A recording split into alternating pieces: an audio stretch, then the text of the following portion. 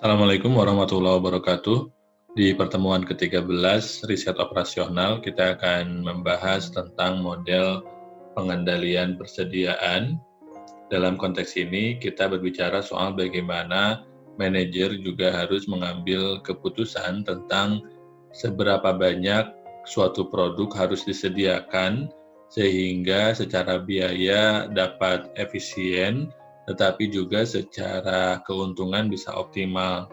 Karena persediaan ini tricky, terlalu sedikit berpotensi kehilangan pelanggan, terlalu banyak kemudian tidak terjual, atau kalau misalkan produknya cepat kadaluarsa juga berpotensi menimbulkan kerugian, apalagi jika ruangan atau gudang penyimpanan si perusahaan tersebut relatif kecil, sehingga harus diperhitungkan baik-baik berapa banyak suatu produk harus disediakan selama berapa waktu, dan jika harus mengorder kembali untuk menambah persediaan, per kapan harus dilakukan dan seberapa banyak harus disediakan atau dibeli. Nah, dalam konteks ini ada 3 kelompok utama pembiayaan. Yang pertama ada yang disebut dengan ordering dan procurement cost. Ini mencakup biaya pemesanan dan pengadaan. Kalau procurement ini biasanya harga per satu produknya, gitu, per unit produknya. Kalau ordering biasanya ini mencakup biaya misalkan pengangkutan si produk dari lokasi penjual ke tempat kita. Dan biasanya ordering cost ini sifatnya fixed cost atau tetap. Jadi mau berapapun kita beli produk, biaya pengirimannya sekian gitu. Kalau procurement sekali lagi dia sesuai dengan jumlah unit produk yang dibeli.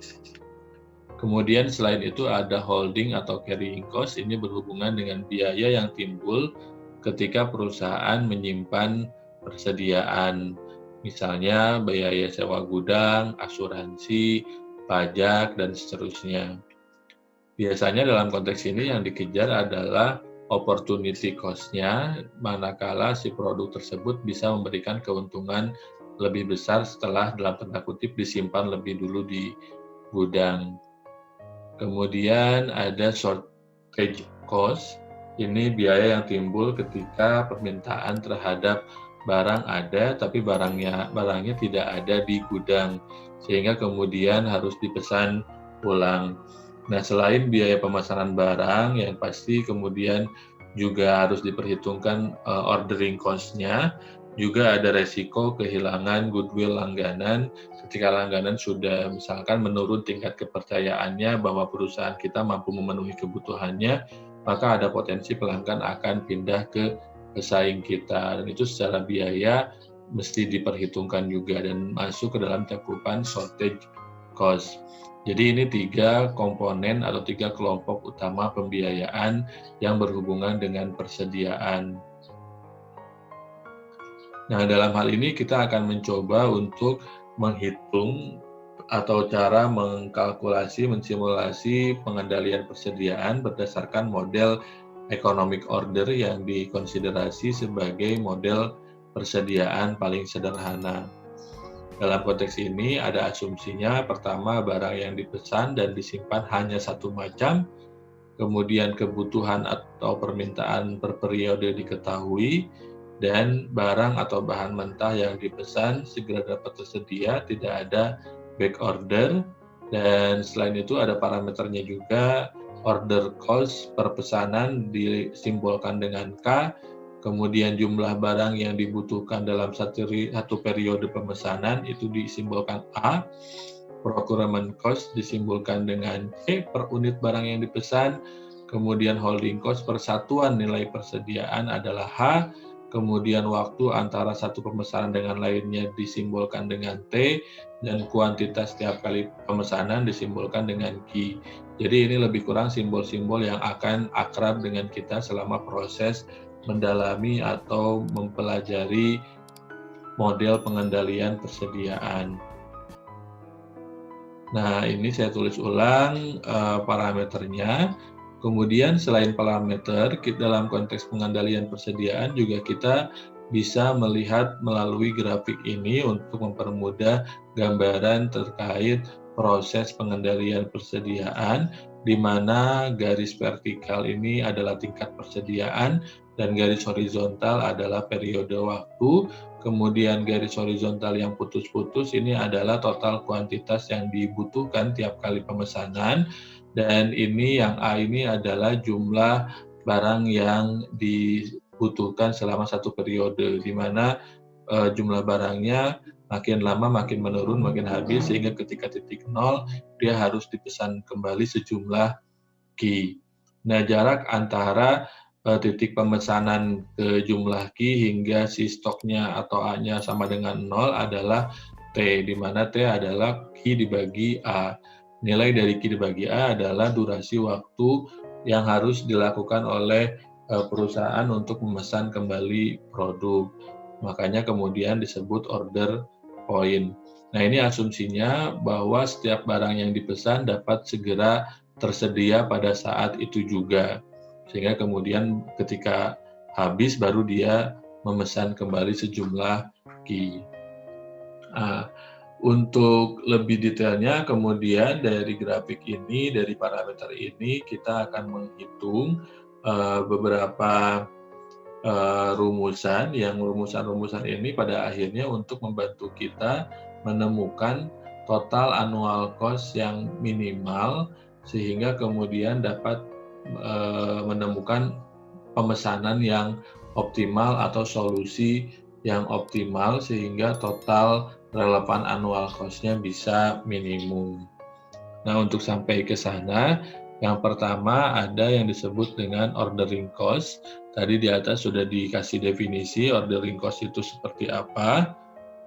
Dan ordering cost ini dirumuskan pertama dengan melihat frekuensi pemesanan, di mana jumlah barang yang dibutuhkan dibagi kuantitas produk tiap kali pemesanan, dan secara cost-nya per tahun itu berarti frekuensi dikali ordering cost per pesanan. Jadi frekuensinya A per Ki, ordering cost per pesanannya adalah K. Itu untuk menghitung annual ordering cost, yang mana ordering cost ini dia tidak dihitung per unit produk, tapi dihitung per sekali pesanan. Kemudian yang kedua ada yang disebut holding cost. Ini untuk menghitungnya kita bisa menghitung dulu persediaan rata-rata, karena holding cost ini kan berhubungan dengan biaya penyimpanan produk. Nah, diasumsikan bahwa persediaan rata-rata yang ada di dalam gudang perusahaan adalah kuantitas yang dipesan dibagi dengan 2. Karena asumsinya kita lihat di grafik, produknya menurun secara konstan, sehingga kemudian untuk menghitung rata-rata per satu periode tinggal dibagi 2. Kemudian annual holding cost-nya tinggal dikali holding cost-nya berapa, dikali procurement cost per unit barang yang dipesannya berapa, atau harga produknya dikali persediaan rata-rata. Itu rumus untuk holding cost. Kemudian procurement cost ini bisa langsung dihitung annual cost-nya dalam hal atau dengan cara jumlah barang yang dipesan dikali dengan procurement cost per unit. Jadi per unitnya berapa harganya dikali jumlah unit yang ada per satu periode waktu, dalam hal ini per tahun. Nah, apakah selesai? Tidak. Jadi setelah kita tahu ordering cost, kemudian holding cost, procurement cost, kita kemudian menghitung totalnya berapa per tahun. Tinggal dijumlahkan aja yang tadi annual ordering cost, annual holding cost, dan annual procurement cost, sehingga kemudian rumusnya seperti ini. Nah, setelah total annual cost, kita menganggap bahwa ini adalah biaya keseluruhan, tapi belum sampai pada angka untuk mengoptimalkan pemesanan atau mencari jumlah atau kuantitas dan waktu pemesanan yang bisa menghasilkan biaya persediaan yang minimum. Nah, dari situ kita menghitung total annual relevant cost, di mana dalam total annual relevant cost ini yang disebut sebagai fungsi tujuan juga, Kalau teman-teman ingat dalam di linear programming, di sini juga ada fungsi tujuan, yang mana dalam total annual relevant cost tidak dihitung procurement cost. Karena kan procurement cost itu harga per unit produk. Itu tidak perlu dihitung ketika kita ingin mengoptimalkan atau meminimalisasi biaya persediaan, kita coba menghitung pembiayaan di luar procurement. Yang pertama ordering cost yang berhubungan dengan per tiap kali pesanan, dan holding cost yang berhubungan dengan biaya penyimpanan. Seperti itu. Nah, idealnya adalah kalau misalkan mau optimal pemesanannya, berarti holding cost itu harus sama dengan ordering cost nilainya. Nah, kalau misalkan ternyata tidak sama, maka harus dilakukan proses perhitungan optimal solution, yang mana kemudian rumusannya bisa dilihat sebagai berikut. Ki aksen, katakanlah akar 2 kali AK per H kali C.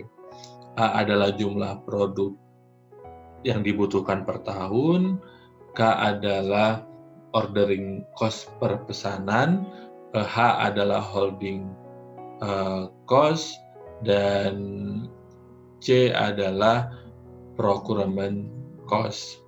Nah, kemudian itu untuk key aksennya. Dari key aksen kemudian dapat dicari T aksen, yang mana T aksen adalah key aksen dibagi A. Yang key aksen ini juga bisa disebut dengan Wilson formula. Gimana konkretnya? Kita coba lihat contoh soal. Sebuah toko minuman menjual 5.200 peti Coca-Cola setiap tahun. Setiap peti menanggung biaya Rp2.000 untuk sampai ke gudang. Kemudian penyalur meminta Rp10.000 untuk pemesanan berapapun jumlah yang dipesan. Modal kerja toko ini digunakan untuk membeli persediaan Coca-Cola yang semuanya berasal dari pinjaman bank dengan bunga 10%. Selain itu, pemilik toko juga harus membayar atas barang yang disimpan 5% dari nilai persediaan rata-rata, kemudian juga harus membayar asuransi sebesar 5% dari nilai persediaan rata-rata. Biaya operasional lain dianggap sebagai tetap. Toko tersebut ingin meninjau kembali apakah kebijakan untuk memesan 100 peti per minggu itu sudah tepat ataukah tidak. Dari sini kita coba turunkan ke dalam parameter di mana K atau ordering cost per pesanannya adalah 10.000, berapapun jumlah yang dipesan, kemudian total produk yang dibutuhkan per tahun adalah 5.200 peti, kemudian biaya procurement-nya per peti adalah Rp2.000, dan holding cost-nya adalah Rp 0,2 per rupiah nilai Coca-Cola dalam persediaan. Holding cost ini dari mana? Dari bunga pinjaman 10%, asuransi 5%, pajak 5%, sehingga totalnya adalah 20% atau 0,2. Nah, setiap minggu pesan 100 peti ini si toko ini, keputusan awalnya berdasarkan 5.200 peti yang dibutuhkan per tahun dibagi 52 minggu sehingga seminggunya 100 peti. Sudah tepat ataukah belum? Kita coba cari dulu pertama annual ordering cost-nya, yang mana rumusnya adalah A per Q kali K. A-nya adalah 5.200, Q-nya adalah 100 peti per minggu, dikali K-nya 10.000 per pesanan, sehingga dalam setahun biaya ordering cost-nya adalah 520.000. Kemudian kita hitung annual holding cost-nya, rumusnya adalah H kali C dikali Q per 2 atau persediaan rata-rata, H-nya adalah 0,2, C-nya adalah 2.000 per peti, Q-nya 100 peti dibagi 2, sehingga hasilnya adalah 20.000. Kemudian setelah itu kita hitung annual procurement cost. Untuk sekadar mengetahui, walaupun tadi kita sudah melihat bahwa ketika menghitung relevan cost tidak perlu hitung procurement cost.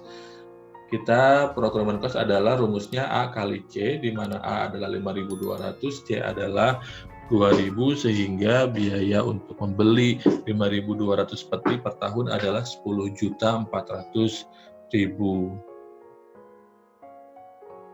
Ini data yang sudah kita miliki, sudah diupdate barusan dengan perhitungan annual ordering cost, annual holding cost, dan annual procurement cost.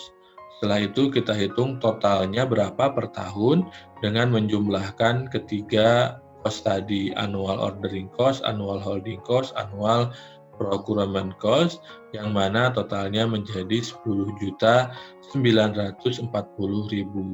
Jadi si toko, si perusahaan untuk menyediakan seluruh kebutuhan Coca-Cola ini menghabiskan uang 10.940.000. Nah, kita coba kemudian kerucutkan dengan annual relevant cost yang itu bisa ditekan melalui model economic order sehingga bisa diminimalisasi, diefisienkan. Karena kalau harga per petinya kan tidak mungkin bisa katakanlah tidak mungkin bisa ditekan karena memang harganya sudah segitu. Nah, kita hilangkan procurement cost-nya sehingga kemudian mendapatkan hasil 540.000 berdasarkan penjumlahan annual ordering cost dengan annual holding cost. 540.000. Nah, karena annual ordering cost ini lebih besar daripada holding cost, maka dapat diasumsikan bahwa kebijakan ini tidak optimal karena ini angkanya beda. Tadi kita sudah melihat bahwa solusi yang optimal terjadi ketika ketika annual holding cost nilainya sama dengan annual ordering cost. Karena ini tidak sama, maka kita akan menghitung dengan menggunakan Wilson formula. Wilson formula rumusnya adalah Q aksen akar dari 2 kali A kali K dibagi H kali C, sehingga kemudian akar 2 dikali A-nya 5.200, K-nya 10.000 dibagi H-nya 0,2, C-nya 2.000, menghasilkan akar dari 260.000 atau 509,9 peti dibulatkan menjadi 510 peti. Kemudian T aksennya adalah Q aksen dibagi A, 510 dibagi 5.200 peti per tahun, sehingga hasilnya 0,098 tahun, atau jika dikali dengan hari, dikonversi ke dalam hari, lebih kurang 36 hari. Kemudian T aksen Q-nya atau annual relevant cost berdasarkan optimal solution yang sudah dapat kita hitung dengan mengganti Q-nya menjadi Q aksen sehingga A-nya 5.200 dibagi 510 peti dikali 10.000 ditambah 0,2 dikali 2.000 dikali 510 dibagi 2. Hasilnya adalah 101.960 dan 102.000. Nah, hasilnya adalah 203.960. Tadi kita ingat bahwa optimal kalau annual ordering cost dengan annual holding cost itu nilainya sama. Tapi ini nilainya agak sedikit berbeda karena tadi kita melakukan pembulatan dari 509,9 menjadi 510 peti dan itu tidak masalah untuk berbeda sedikit akibat pembulatan.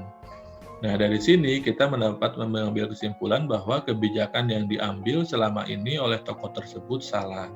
Kenapa? Karena kalau kita lihat, pertama toko itu di masa lalu sebelumnya kebijakannya adalah dia membeli 100 peti setiap minggu.